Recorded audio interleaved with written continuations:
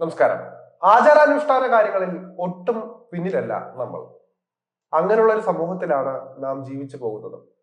ലോകത്ത് വ്യത്യസ്ത തരത്തിലുള്ള ആളുകൾ ഓരോ ചടങ്ങുകൾക്കുമായി പലവിധ കാര്യങ്ങളും നടപ്പിലാക്കാറുണ്ട്. അതിൽ പലതും പാരമ്പര്യത്തിനും ആചാരത്തിനും ഒക്കെ പ്രാധാന്യം നൽകിക്കൊണ്ടുള്ളവയായിരിക്കും. നമ്മൾ ഇതുവരെ കേൾക്കാത്ത പലതരം കാര്യങ്ങളും നമുക്ക് അത്ഭുതമായി തോന്നിയേക്കാം. അത്തരത്തിലൊന്നിനെ കുറിച്ചാണ് ഇവിടെ പറയാൻ പോകുന്നത്. വിവാഹവുമായി ബന്ധപ്പെട്ട് വ്യത്യസ്തമായ ഒരു ആചാരം. ഈ ഒരു വ്യത്യസ്തതരമായ ആചാരം നടക്കുന്നത് ഇന്തോനേഷ്യയിലെ ടിഡോങ് എന്ന ഗോത്ര വിഭാഗത്തിനിടയിലാണ്. വിവാഹശേഷം നവദമ്പതികൾ 3 ദിവസങ്ങളോളം മുറിയിൽ അടച്ചിരിക്കണം. ശുചിമുറിയിൽ പോകാനും അവരെ അനുവദിക്കാറില്ല.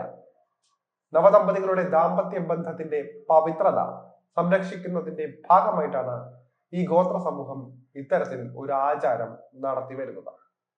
ടിഡോങ് ജനതയുടെ അഭിപ്രായത്തിൽ വിവാഹം ഒരു പവിത്രമായ ചടങ്ങാണ്.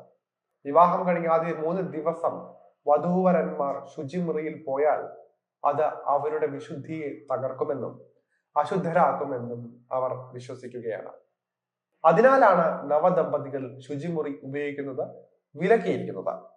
ഈ വിലക്ക് തെറ്റിക്കുന്നത് ദുശകുനമായിട്ടാണ് കണക്കാക്കുന്നത്. നവദമ്പതികൾ ഈ ആചാരം തെറ്റിക്കുന്നുണ്ടോ എന്നറിയാൻ കുടുംബാംഗങ്ങൾ ഇവരെ കർശനമായി നിരീക്ഷിക്കും.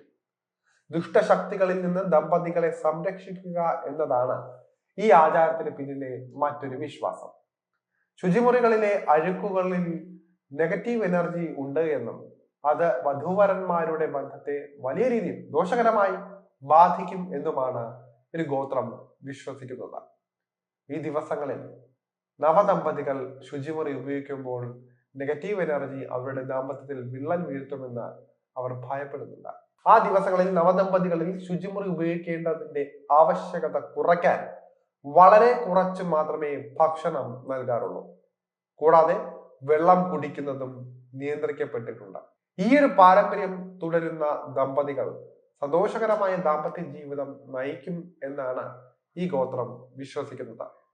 ആചാരം തെറ്റിച്ചാൽ ദാമ്പത്യം തകരാനോ മരണത്തിനോ പോലും സാധ്യതയുണ്ട് എന്നുമാണ് ഇവർ പറഞ്ഞു പഠിപ്പിച്ചിരിക്കുന്നത്. അതേസമയം ഈ ഒരു ആചാരം ആരോഗ്യത്തിന് വലിയ രീതിയിൽ ദോഷം ചെയ്യുമെന്നാണ് പഠനങ്ങൾ വ്യക്തമാക്കുന്നത്.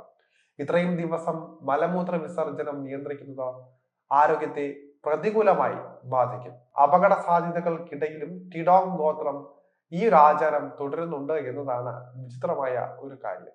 കേട്ടാൽ കൗതുകം തോന്നുന്ന ഒരു ആചാരം തന്നെയാണിത്. ഇത്രയ്ക്ക് കടുപ്പമുള്ളതല്ല എങ്കിലും ആചാരാനുഷ്ഠാനങ്ങളിൽ നമ്മളും ഒട്ടും തന്നെ പിന്നിലല്ല. അതും ഓർക്കേണ്ടതുണ്ട്.